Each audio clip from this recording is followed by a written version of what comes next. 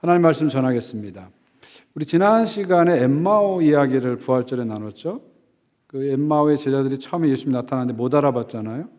나중에 떡을 뗄 때 예수님 알아봤잖아요. 그러자 예수님께서 갑자기 사라지셨잖아요. 여기서 우리는 한 가지 궁금증을 가지게 됩니다. 도대체 부활하신 이후에 예수님의 몸은 어떤 몸이시길래 제자들이 그렇게 오랫동안 예수님 얼굴 봤는데도 왜 바로 못 알아봤을까? 이런 생각을 갖게 되죠. 또 부활하신 예수님께서 갑자기 나타나셨다가 또 갑자기 사라지시잖아요. 도대체 부활 이후에 예수님의 몸은 어떤 몸이시길래 또 갑자기 사라지실까? 이런 궁금증을 갖게 됩니다. 이 부활하신 이후에 예수님의 몸을 우리 신학적으로는 이걸 부활체라고 합니다. 부활체. 오늘 저는 여러분과 함께 이 부활체에 대해서 이야기를 나누려고 합니다. 이 부활체를 아는 것은 세 가지 면에서 중요합니다. 첫 번째는 부활의 실체가 뭔지를 분명히 알게 되죠. 예수님의 부활은 영혼의 부활이 아니라 몸의 부활이다. 역사적 사건이다. 이 실체를, 부활체를 알므로써 우리가 알게 되죠. 두 번째는 부활체를 알므로써 우리의 부활의 모습을 알게 됩니다. 예수님이 부활의 첫 열매이기 때문에 예수의 부활의 모습은 결국 우리의 부활의 모습이 어떻게 될지에 대한 정보를 얻게 되는 거죠. 세 번째로 이 부활체에서 알게 되면은 우리의 최종 희망이 뭔지를 정확히 알게 됩니다. 죽어서 천국 가는 게 우리의 최종 희망이 아니라 영광스러운 몸으로 주님처럼 부활해서 새하늘과 새 땅에서 영원토록 사는 것, 이것이 우리의 최종 희망인 것을 알게 됩니다. 그래서 부활체에 대해서 아는 것은 아주 신앙적으로 영적으로 중요한 의미가 있습니다. 자, 본격적인 이야기를 한번 시작해 보겠습니다. 자, 이야기의 시작을 엠마오 이야기 바로 다음부터 좀 시작해 보겠습니다. 자, 엠마오 제자들이 두 제자가 예수님 부활하신 예수님 만나고 그 밤에 막 달려서 예루살렘에 와가지고 제자들에게 예수님 만난 이야기를 합니다. 그때 한참 이렇게 예수님에 대해서 이야기하는데 쓱 하고 예수님이 나타나신 거예요. 갑자기 예수님이 나타나신 거예요. 같은 장면을 묘사하고 있는 요한복음 20장 보게 되면 제자들이 있는 방이 닫혀 있었다. 문이 닫혀 있었다. 그렇게 얘기하거든요. 문이 닫혀 있었는데도 불구하고 예수님께서 이 물리적 장벽에 구애받지 않으시고 쓱 하고 제자들에게 나타나신 거예요. 이렇게 갑자기 나타나니까 제자들이 예수님을 귀신인 것처럼, 유령인 것처럼 착각하게 됩니다. 그래서 30절 보니까 그들이 놀라고 무서워하여 그 보는 것을 영으로 생각한지라. 여기서 영이라는 것은 유령, 고스트 이런 거죠. 홀령, 귀신 이런 거예요. 여러분 그렇지 않겠어요? 쓱 하고 예수님이 나타나니까 이 문이 있는데 이 문을 통과해서 쓱 나타나니까 귀신이다 이렇게 생각하는 거죠. 아마 여러분들이 그 자리에 계셨어도 귀신이구나 하면서 깜짝 놀랐을 거예요. 똑같은 반응했을 겁니다. 그래서 예수님께서 그들에게 나는 귀신이 아니야, 나는 유령이 아니라 실제 몸을 가진 존재하는 것을 이제 강조하시죠. 그 다음 말씀 보세요. 나를 만져보라. 영은 살과 뼈가 없으되 너희 보는 바와 같이 나는 있느니라 그러시는 거죠. 나 귀신 아니야. 귀신은 살과 뼈가 없다는 거예요. 귀신은 살과 뼈가 없다는 거예요. 다시 말해 육체가 없다는 거죠. 귀신은 육체가 없잖아요. 근데 나는 살과 뼈가 있느니라, 나는 육체가 있느니라 이렇게 말씀하시죠. 나는 육체로 너희 가운데 부활했다. 이것을 분명하게 말씀하세요. 그러면서 믿지 못하는 제자들에게 두 가지 결정적인 증거를 주십니다. 첫 번째 증거는 뭐예요? 손과 발을 보이시니. 손과 발을 이렇게 보이시는 거예요. 요한복음 20장 보면 그냥 손과 발을 이렇게 보이신 게 아니라 팔을 걷어서 손을 보여주면서 이 못자국을 보라 말씀하시고 이 옷을 걷어서 이 창자국을 보라 이렇게 보여주시는, 구체적으로 당신의 몸이 그 부활 이전에 상처난 몸을 그대로 가지고 부활했다는 것을 이게 실질적으로 이렇게 보여주세요. 그렇게 보여주세요. 그래도 제자들은 여전히 믿지 못해요. 그 다음 말씀 보세요. 그들이 너무 기쁨으로 아직도 믿지 못하고 놀랍게 여길 때 이르시되 여기 무슨 먹을 것이 있느냐 하시니 이에 구운 생선 한 토막을 드리니 받으사 그 앞에서 잡수시더라. 자, 이번에는 너무 기뻐서 못 믿는 거예요. 아까는 너무 두려워서 못 믿고 이번에는 너무 기뻐서 못 믿는 거예요. 여러분도 그렇지 않아요? 너무 기쁜 일이 생기면 이게 못 믿을 때가 있잖아요. 그래서 어떻게 해요? 막 볼을 꼬집어 보잖아요. 지금 제자들이 그런 상태입니다. 그런 상태예요. 그래서 예수님께서는 그런 제자들에게 부활했다는 것, 육체로 부활했다는 걸 확실히 보여주기 위해서 생선 한 토막을 갖고 오라고 하시고 그 생선구이를 제자들 앞에서 맛있게 드시는 거예요. 맛있게 드시는 거예요. 그러면서 예수님께서 이 음식을 먹는 걸 통해서 나는 귀신이 아니고 실제로 육체를 가진 존재다. 이걸 보여주는 겁니다. 여러분, 귀신은 먹지 못하잖아요. 저 어렸을 때 우리 부모님이 예수 믿기 전에는 제사를 드렸거든요. 12시 땡 하면 제사 드렸어요. 그러면 이제 제사상 차려놓으면 저희 아버님이 조상님이 와서 먹는다 그러시더라고요. 잡수신다 그러시더라고요. 그래서 어렸을 때 저를 딱 하면서 눈을 딱 뜨고 진짜 먹는 거 이렇게 봤어요. 근데 제사가 다 끝나도 음식이 그대로 있더라고요. 그러니까 귀신은 못 먹어요. 홀령은 먹을 수가 없어요. 예수님께서 생선을 드셨다 이 말은 뭐예요? 예수님은 귀신이나 홀령이 아니라 육체로 부활하신 것을 확실하게 분명하게 보여주시는 거예요. 그리고 예수님의 부활은 그냥 홀령의 부활, 영혼의 부활이 아니라 육체의 부활이다. 제자들이 예수님을 너무 사모해서 그냥 사후의 영혼이 홀령처럼 나타난 게 전혀 아니라는 거예요. 여인들이 예수님을 너무 사랑해서 헛것을 본 게 절대 아니라는 거예요. 실제로 몸을 가지고 살과 뼈를 가진 몸을 가지고 음식을 드시는 그런 육체로 몸으로 예수님 부활했다. 이걸 보여주는 거예요. 이 부활이 몸으로 실제로 일어난 역사적 사건이다. 시간과 공간에서 일어난 역사적 사건이다. 이걸 누가복음이 확실하게 우리에게 지금 증거하고 있는 것입니다. 자, 여기서 우리는요, 이 부활하신 예수님의 몸이 어떤 몸이었는지를 이제 조금씩 알게 되죠. 오늘 이 예수님의 몸은, 부활 이후의 몸은 부활 이전의 몸과 비슷한 점도 있어요. 또 완전히 다른 점도 있습니다. 이걸 가리켜서 부활체의 연속성과 비연속성이다. 신학적으로 그렇게 말해요.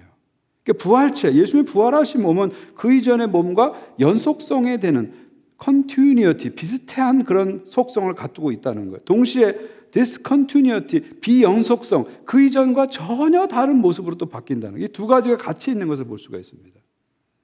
먼저 연속성을 보게 되면요, 예수님은 그 이전에 몸으로 부활하셨잖아요. 실제로 육체, 살과 뼈를 가진 육체로 부활하셨어요.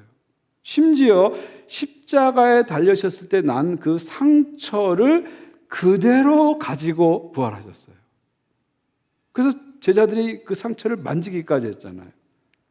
이 그림 보시면요, 이 까라바조라는 중세시대 성화를 가장 잘 그린 사람인데 그분의 그림입니다. 제자들이 지금 호기심 얼굴로 예수의 몸을 보고 있고요, 도마는 손가락까지 이렇게 집어넣고 있잖아요. 지금 제자들이 신기한 것은 예수님이 부활했다는 그 자체보다 예수님이 이 몸으로, 그 이전의 몸을 그대로 가지시고 몸으로 부활했다는 것이 아주 놀라운 거예요. 놀라운 겁니다. 예수님 몸으로 부활했어요. 그리고 제자들 앞에서 생선을 드시잖아요. 뒤에 요한복음 21장 보게 되면 제자들 앞에 비치에서, 해변가에서 숯불을 구워서 떡도 굽고 생선도 굽고 그걸 같이 드시잖아요. 그러니까 예수님의 몸에 이 부활체의 연속성이 있다는 겁니다. 그 이전의 몸을 그대로 가지고 가는 이 연속성이 있다 하는 것을 우리가 분명히 알 수가 있는 겁니다. 동시에 비연속성이 있습니다. 비연속성은 어떤 걸까요? 예수님의 몸은 이제는 차원이 다른 몸이 됩니다. 그래서 시간과 공간을 초월하게 돼요. 초월하게 돼요. 그래서 지금 문이 있는데도 불구하고 문을 통과하잖아요. 그 이전의 몸은 육체이기 때문에 이 물리적 장벽에 구애를 받게 되는데, 부활하신 몸은 문이 있어도 이걸 통과한다는 건 뭐예요? 물리적 장벽에 구애를 받지 않는다는 겁니다. 그리고 엠마오에서 갑자기 사라지기도 하시고요, 예루살렘에 갑자기 나타나시기도 한다. 이건 뭐예요? 시간과 공간을 초월해서 다니신다, 그런 얘기입니다. 이게 무슨 얘기냐면 예수님의 부활체는 시간과 공간을 초월한 존재다. 이 3차원의 세계를 뛰어넘는 다른 차원의 몸으로 예수님이 부활했다. 이게 바로 비연속성입니다. 비연속성이죠. 차원이 달라진 거죠. 예수님 몸이. 영광스러운 몸으로 차원이 달라진 거죠. 그 이전에 영화 중에 여러분 기억하실지 모르겠는데 인터스텔라라는 영화가 있어요. 인터스텔라. 이건 사실 되게 과학적인 영화입니다. 그 감독이 이 영화를 만들려고 물리학 공부를 오랫동안 해가지고 그 물리학 공부를 오랫동안 한 다음에 이 영화를 만들었어요. 그러니까 상당히 그 과학에 기반한 영화가 인터스텔라입니다. 그 영화를 보시면요, 주인공이 어떤 방에 이렇게 들어가는데 그 방에 가니까 자기 딸의 방이 전체적으로 다 보이는 거예요. 한 곳에서 다 보이는 거예요. 심지어 자기 딸의 방의 현재 모습도 보이고요, 10년 전에 자기 딸의 방의 모습도 보여요. 심지어 이 10년 후에 자기 딸의 방의 모습도 보여요. 이게 전체로 하나하나 다 보이는 거예요. 그래서 뭐라고 얘기하냐면 모든 순간이 다 여기 있네 이렇게 얘기해요. 그러면서 어떻게 이게 가능하지 하고 갸우뚱하고 있을 때 저 본부에서 알려줍니다. 그 이유는 당신이 들어간 방은 5차원의 방이기 때문에 그래 얘기해줘. 5차원의 방이기 때문에 그런 거죠. 그러니까 높은 차원에 올라가게 되면 낮은 차원을 볼 수 있는 거예요. 높은 차원에 올라가게 되면 낮은 차원을 초월하게 되는 거죠. 여러분, 면이라는 것은 2차원이잖아요. 근데 2차원의 면에서 보면은 1차원의 선들이 모든 방에서 다 보이잖아요. 3차원은 입체잖아요. 입체. 3차원은 입체인데 3차원에서 입체에서 보면 모든 방향에서 2차원의 면들이 다 보이잖아요. 그러니까 한 차원 올라가면 밑에 차원이 다 보이는 거예요. 그 차원을 초월하게 되는 거죠. 어떻게 보면은 황당한 얘기 같지만 요즘 물리학에서 많이 얘기하는 거예요. 그래서 또 멀티버스라 해서 다중우주론도 얘기하잖아요. 그래서 우주가 우리가 생각하는 3차원 정도가 아니라 4차원, 5차원, 심지어 10차원, 11차원까지 이렇게 전개되고 있다. 이런 얘기를 지금 과학자들이 하고 있어요. 과학자들이 하고 있어요. 이게 무슨 얘기냐면 예수님께서는 부활하신 이후에는 이 3차원의 세계를 뛰어넘은 다른 차원에서 존재하신 거예요. 그래서 물리적 공간과 시간을 초월해서 움직일 수 있는 거죠. 이걸 우리가 좀 이해할 필요가 있습니다. 자꾸 우리는 우리 차원에서, 이 3차원에서 이해 안 되면 그거 없는 거야. 그거 못 믿겠어. 그렇게 얘기하는데 사실은 우리가 알고 있는 것은 사실 음물한 개구리 지식입니다. 음물한 개구리예요. 우리는 음물한 개구리예요.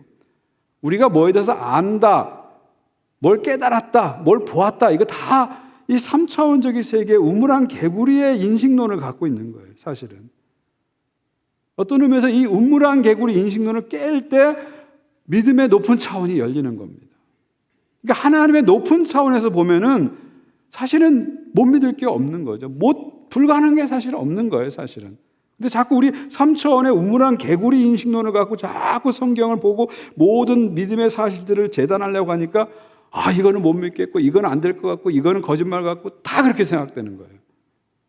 그러나 하나님의 차원을 딱 보면은요, 아래 차원들이 다 극복되는 거예요. 초월되는 겁니다. 지금 부활하신 예수님은 그런 초월하신 몸을 갖는 거예요. 영광스러운 몸을 갖는 거예요.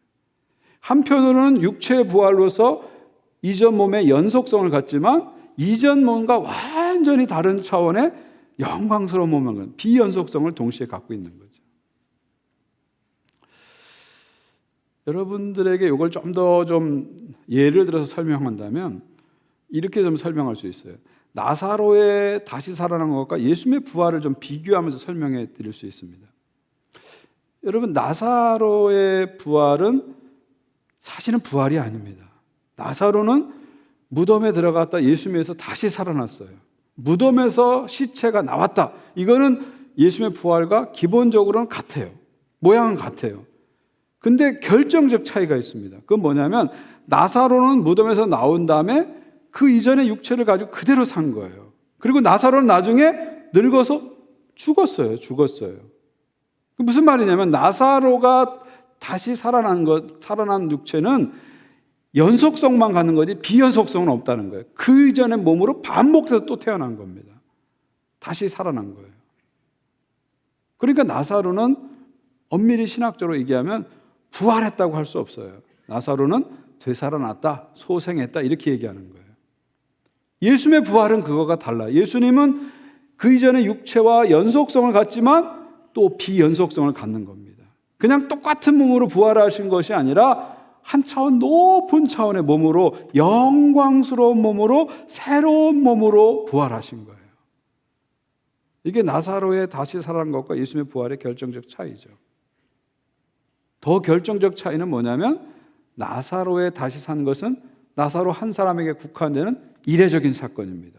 그러나 예수님께서 다시 사신 것은 예수님에게만 국한되는 이례적 사건이 아니라 온 인류에게, 아니 온 우주에게 미치는 어마어마한 사건이에요. 인류 역사상 가장 전무후무한 가장 큰 사건입니다. 가장 큰 사건이에요.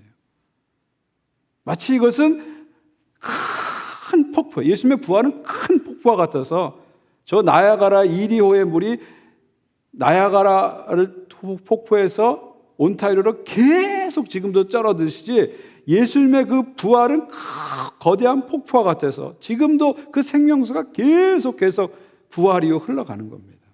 또 어떤 의미에서 예수님의 부활은 거대한 폭발과 같은 거예요. 빅뱅입니다. 빅뱅입니다. 그래서 새 창조가 일어난 겁니다. 하나님께서 태초에 천지를 창조하셨듯이 예수 그리스도의 십자가 부활을 통해서 새 창조를 시작하신 겁니다. 그러니까 부활은 새 창조의 시작이다. 새로운 시대를 여는 시작이다. 이렇게 이해하시면 됩니다. 또 하나님 나라 관점에서 보면 부활은 하나님 나라의 결정적 승리입니다. 결정적 승리예요. 십자가 부활을 통해서 옛 시대가 완전히 심판되고 부활을 통해서 완전히 새 시대가 온 거예요. 십자가를 통해서 악이 완전히 심판을 받고 부활을 통해서 악에 대해서 하나님이 완전히 승리하신 거예요.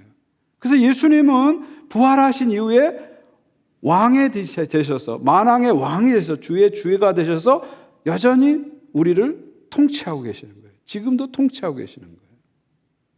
그래서 예수님께서 십자가에 죽으시고 부활하신 다음에 어떻게 되죠? 지상에 40일 계시다가 어떻게 되죠? 하늘로 승천하시잖아요. 땅에서 하늘로 올라가시잖아요. 그래서 그 하늘에서 하나님의 통치가 완전히 구현된 그 하늘에서 영광스러운 몸으로 부활체로서 어디 계세요? 하나님 보좌 우편에 앉아 계세요. 이게 무슨 얘기예요? 통치자의 자리에 앉아 계시는 거예요. 그래서 지금도 예수 그리스도께서는 하늘과 땅을 통치하고 계시는 거예요. 지금도 통치하고 계시는 거예요. 지금도 세상 역사가 막 흘러가는 것 같고 이런 일도 터지고 저런 일도 터지고 말도 안 되는 일이 많이 일어나는 것 같지만 아니에요. 여전히 하나님 보좌에서 영광스러운 몸을 가지신 예수 그리스도께서 지금도 통치하고 계셔서 결국 이 역사는 하나님 나라를 향해서 가야 하고 갈 수밖에 없고 지금도 가고 있는 것입니다. 그리고 지금도 예수님께서는 주 예수 그리스도를 고백하는, 예수님을 주로 고백하고 그리스도로 고백하는 사람들의 헌신과 기도를 통해서 지금도 하나님의 나라를 이루어 가고 계시는 겁니다. 그리고 마침내 이 땅에 다시 오시죠. 땅에서 하늘로 올라가신 예수께서는 너희가 본 그대로 하늘에서 땅으로 내려오시는 거예요. 내려오셔서 뜻이 하늘에서 있는 것처럼 땅에서도 완전히 이루어지게 합니다. 그래서 새 하늘과 새 땅을 이루시는 거죠. 그러면서 하나님의 새 창조의 역사를 완성하시는 거죠. 그러니까 부활이라는 것은요, 그냥 한 번 일어난 이례적인 사건이 아니라 거대한 폭포처럼, 거대한 폭발처럼 지금도 계속해서 새 창조의 역사를, 하나님 나라 역사를 시작하게 하고 이루어가는 강력한 에너지고 강력한 힘이라는 것을 우리는 알 수가 있는 거죠. 저는 여러분들에게 정말 설교자로서 정말 간절히 말씀드리고 싶은 게 항상 있어요. 말씀을 대하는 말씀의 종으로서 정말 여러분들에게 반복해서 정말 계속해서 말씀드리고 싶은 게 한 가지 있어요. 그게 뭐냐면 예수님의 부활을 통해서 여러분은 이미 하나님 나라에 들어와 있다는 거예요. 새 시대 안에 들어와 있다는 거예요. 정말 제가 정말 내려가서 한 분 한 분의 손을 잡고 정말 외치고 싶은 게 그겁니다.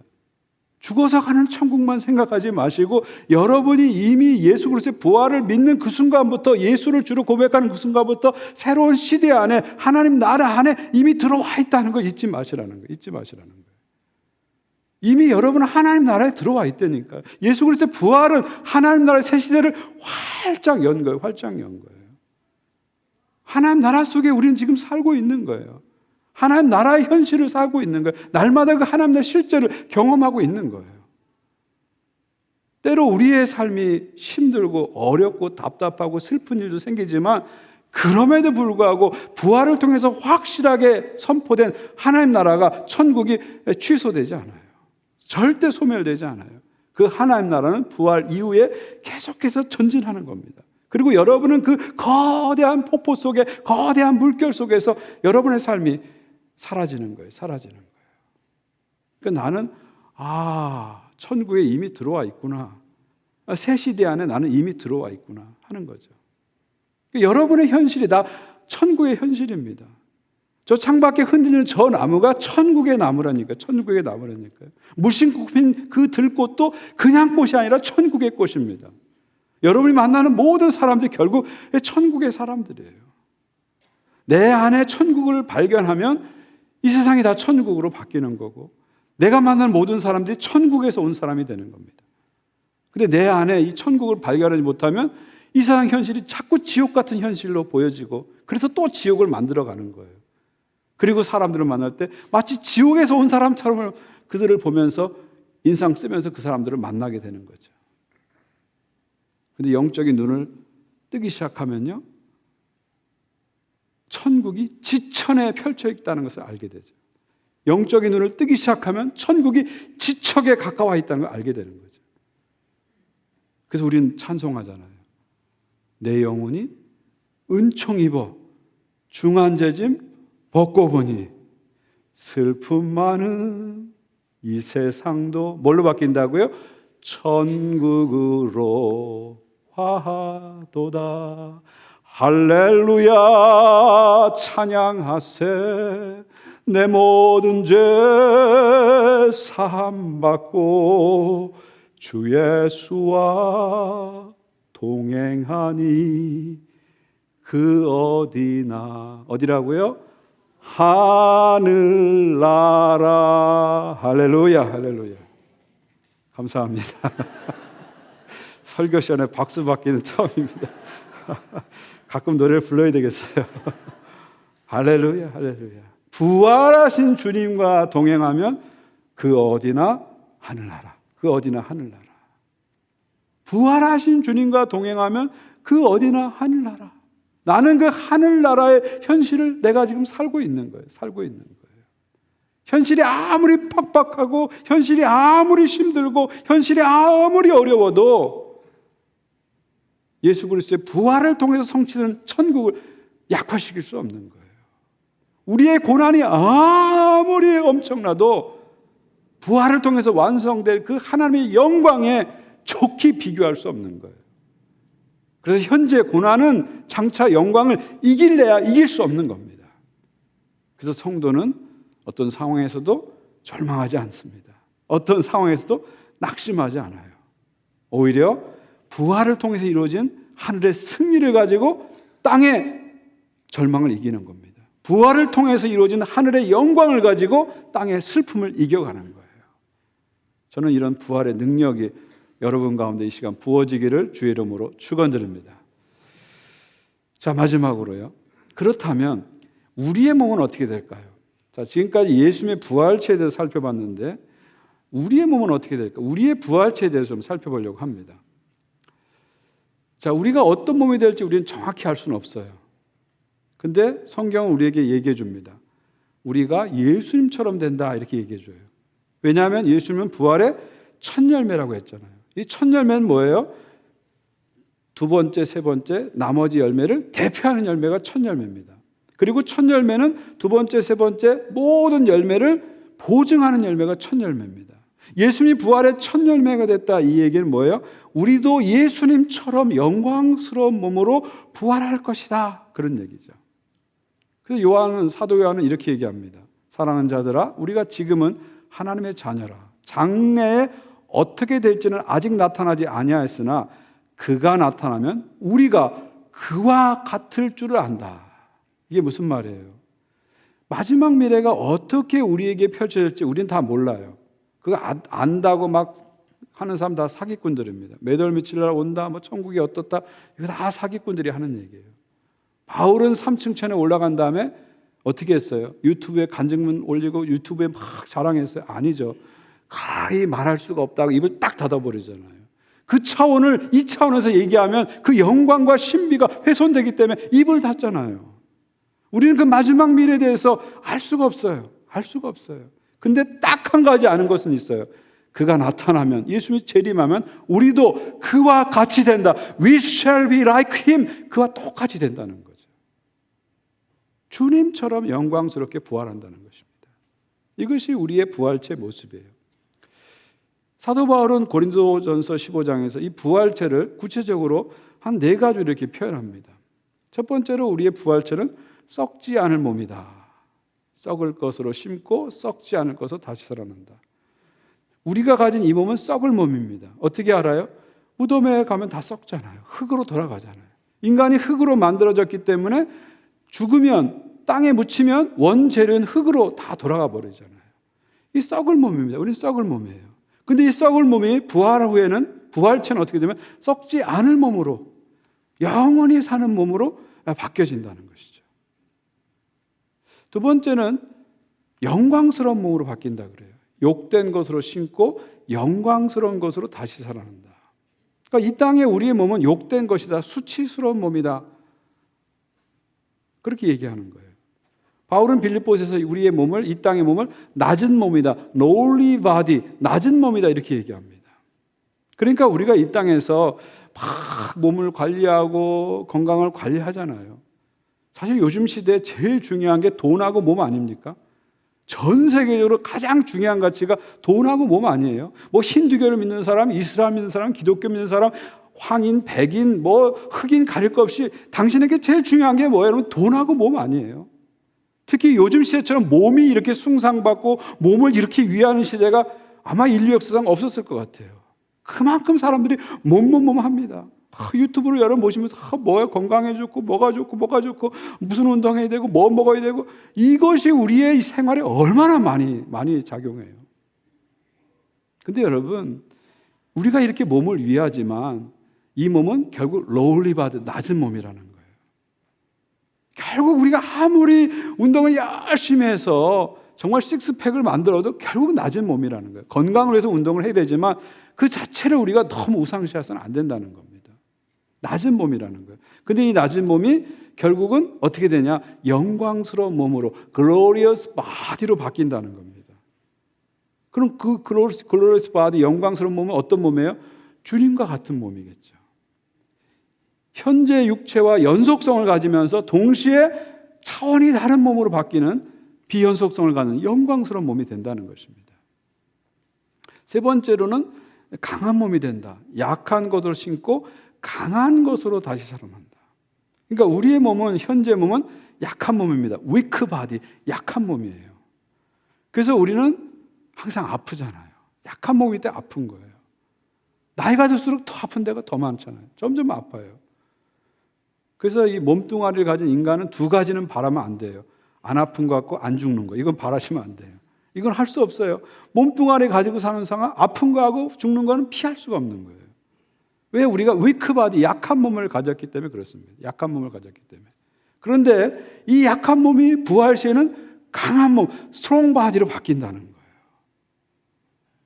더 이상 아프지 않고, 더 이상 죽지 않고, 더 이상 고통받지 않은 강한 몸으로 바뀐다. 부활체의 모습은 이 강한 몸이다 얘기하죠. 그래서 우리가 이 땅에 살아가면서 참 많이 아프잖아요. 정신적으로도 아프고 육체적으로 아프고요. 사실 우리 몸이 흙으로 만들었기 때문에 질그릇 것 같습니다. 그냥 살짝만 금이 가도 금방 깨지고, 살짝만 충격이 가도 금이 가고, 살짝만 충격이 가도 깨지는 게 우리 몸입니다. 생각보다 몸과 마음이 우리가 약한 존재들입니다. weak body, 약한 존재예요. 그래서 우리 이 땅을 살아가면서 하나님께 내 몸과 마음을 치유해달라고 치유의 기도를 많이 드립니다. 계속 우리 기도해야 돼요. 근데 우리가 치유의 기도를 드리면서 한 가지 잊지 말할 건 뭐냐면, 결국 우리가 치유를 받아도 우리 몸은 weak body라는 거예요. 내가 큰 병에서 고침받아도 결국 우리는 죽게 된다는 걸 잊지 마셔야 돼요. 내가 암에서 고침받아도 결국 나는 죽게 되잖아요. 나사로가 무덤에서 나왔다도 결국은 죽게 되잖아요. 그러니까 우리의 최종적인 희망은 이 땅에서 건강하게 병 없이 사는 거 이게 아닙니다. 무병장수, 불로장생이 우리의 소망이 아니라 우리의 소망은 부활 영생이에요. 이걸 잊지 마셔야 돼요. 우리가 몸을 잘 관리하고 치료해서 기도하지만 우리의 최종적 소망은 영광스러운 몸으로 변화돼서 강한 몸으로 변화돼서 주님과 함께 새하늘과 새 땅에서 영원히 사는 거, 이게 우리 최종 소망이라는 걸 항상 잊지 마셔야 돼요. 이걸 꽉 붙잡으면요, 내가 질병이 와도 질병에 지지 않아요. 결국 사망은 나를 이길 수 없다는 걸 알기 때문에, 이 병은 나를 이길 수 없다는 걸 알기 때문에 이 부활의 소망을 가진 사람은 질병을 이길 수 있는 겁니다. 최종 소망이 뭔지를 우린 잘 알아야 됩니다. 그래서 사도신경 끝이 어떻게 끝나요? 몸이 다시 사는 것과 영원히 사는 걸 믿사옵니다. 이게 우리의 최종적인 고백이죠. 마지막으로는 신령한 몸으로 바뀐다 그랬어요. 육의 몸으로 신고 신령한 몸으로 다시 산다. 이 부활체는 신령한 몸이 됩니다. 여기 육의 몸이라는 것은 죄된 본성의 영향을 받는 몸을 육의 몸입니다. 이 땅에 우리의 몸은 육의 몸이에요. 그래서 우리가 열심히 말씀 보고 기도하고 이렇게 깊이 예배를 드리지만 또 죄된 본성이 살아나서 또 죄를 져요. 육의 몸을 가졌기 때문에 그런 거예요. 근데 부활한 몸은 신령한 몸이라 그랬어요. 이 신령한 몸은 소마 푸니마티콘, 헬라어로 소마 푸니마티콘. 소마라는 건 몸이고요, 푸니마티콘은 성령의 그런 뜻이에요. 영어로 하면 스피리추얼 바디가 된다는 거예요. 그러면 육의 몸은 죄된 본성의 지배를 받는 몸인데 신령한 몸은 뭐예요? 성령의 완전한 지배를 받는 몸. 이게 신령한 몸이 되는 거예요. 그때는 여러분이 죄를 짓고 싶어도 죄를 못 짓게 되는 거예요. 왜요?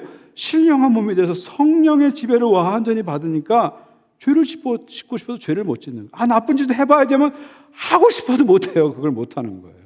지금은 선하게 살아야지 해도 자꾸 나쁜 짓 하잖아요. 근데 그때는 나쁘게 살아야지 해도 못해요. 성령의 완전한 지배를 받기 때문에 신령한 몸이 되는 거죠. 그러면서 그때 성화가 완성되는 거예요. 우리가 지금 그렇게 애쓰는 성화가 그때 완성이 되는 것이죠. 이것이 우리가 누리게 될 부활체의 모습이다. 사도 바울은 그렇게 얘기합니다.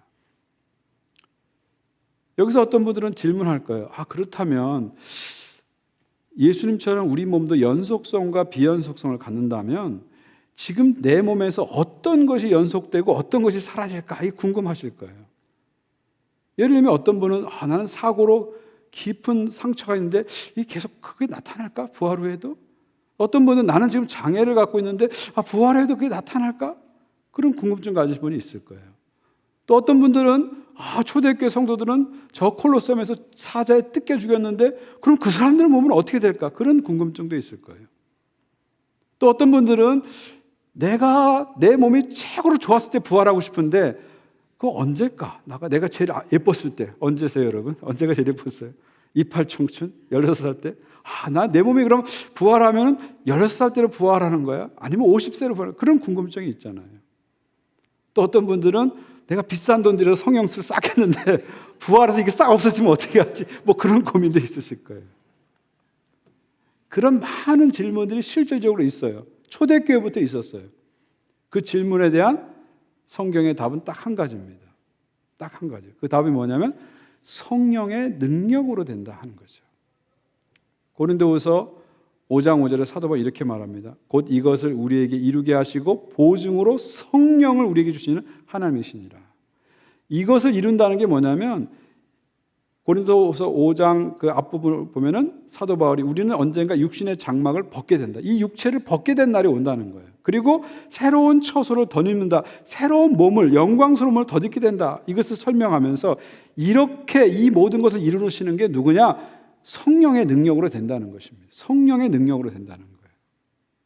그러니까 이 부활 후에 일어난 이 최종적 변화의 원동력은 어디서 나오느냐? 이 성령의 능력으로 되는 거예요. 태초의 천지를 창조할 때 함께 하신 그 성령님께서, 예수께서 잉태하실 때 함께 하신 그 성령님께서, 교회와 성도를 탄생시킨 그 성령님께서 마지막 변화의 성령의 능력으로 함께 하시는 거예요. 인간이 하는 게 아니라 성령의 능력으로 하기 때문에 아까 나온 그런 모든 질문들은 성령의 능력의 차원에서는 아무 의미가 없는 거죠.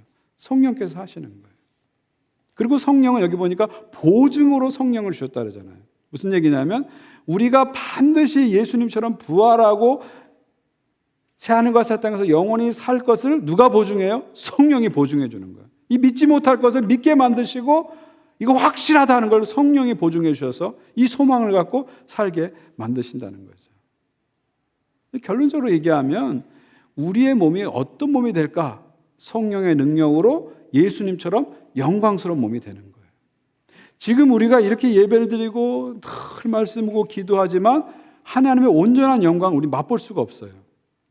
시간적, 공간적 제약 때문에 우물한 개구리적인 우리의 인식론적 한계 때문에 하나님의 온전한 영광을 다 볼 수 없어요. 다 누릴 수 없어요. 다 맛볼 수 없어요. 근데 마지막 날에 우리가 영광스러운 몸으로 부활했을 때는 어떤 상태가 되냐면 그 하나님의 온전한 영광을 다 보고 다 누리고 다 감당할 수 있는 그런 몸이 되는 거예요. 지금 몸으로 안 되니까 영광스러운 몸, 그걸 다 감당할 수 있는 영광스러운 몸으로 바꿔주신다는 거죠. 이것이 부활 이후의 우리의 모습입니다. 이것이 우리의 최종적인 소망이죠. 죽어서 영원히 구원받는 게 우리의 최종적 소망이 아니라 예수께서 다시 오셨을 때 영광스러운 몸을 부활해서 새하늘과 새 땅에서 하나님의 완전한 영광과 기쁨과 아름다움 속에 영원히 사는 것, 이것이 우리의 최종적인 소망입니다. 말씀을 정리합니다. 예수님 부활하셨죠. 그리고 예수님의 부활은 장차 우리의 부활이 됩니다. 예수 부활했으니 우리도 부활합니다. 그리고 예수님의 부활은 하나님 나라의 승리가 됩니다. 예수께서 부활하셨기 때문에 하나님 나라가 활짝 열려서 저와 여러분은 이미 하나님 나라 속에 들어와 있고 성령을 통해서 열어주신 그 새 시대 안에 들어와 있는 거예요. 지천의 천국이 펼쳐져 있고 지척의 천국이 가까운 그런 삶을 우리는 성령 안에서 살고 있는 것이죠. 그래서 높은 산이나 거친 들이나 초망이나 궁궐이나 부활하신 예수님이 계신 곳은 그 어디나 어디라고요? 하늘나라, 하나님 나라가 되는 것이죠. 그리고 예수님의 부활은 결정적으로 새하늘과 새 땅을 여기로 가져옵니다. 예수님의 부활을 통해서 새하늘과 새 땅이 열린 것입니다. 그리고 예수께서 이 땅에 다시 오셨을 때 영광스러움으로 우리가 부활해서 새하늘과 새 땅에서 영원히 사는 것이죠. 이것이 우리의 최종적인 소망이고 우리의 삶은 그 소망을 향해서 가고 있는 것입니다. 이런 부활의 소망과 부활의 능력과 부활의 기쁨이 여러분의 삶 가운데 항상 넘치시기를 주의 이름으로 축원드립니다. 우리 함께 찬양하길 원합니다. 오늘 같이 부를 찬양은요, 여러분 잘 아는 찬양인데 후렴을 갖고 좀 설명을 드리고 싶어요. 살아계신 주 나의 참된 소망, 걱정 근심 전혀 없네. 사랑의 주 내 갈 길 인도하니 내 삶의 기쁨 늘 충만하네. 여기 보면은 영어로 보면은 의미가 좀 더 분명해지는데요. And because he lives, 예수님이 부활했기 때문에 I can face tomorrow. 우리는 미래를 face, 직면할 수 있다는 것이죠. 사실 여러분이 갖고 있는 많은 걱정 중에서 가장 강한 걱정이 뭐예요? 앞날에 대한 걱정이죠.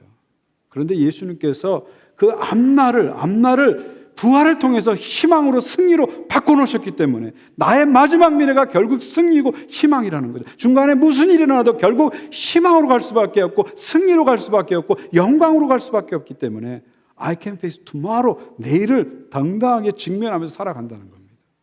Because he lives, 예수님 부활하셨기 때문에 all fear is gone, 모든 걱정, 근심, 두려움이 사라지는 거예요.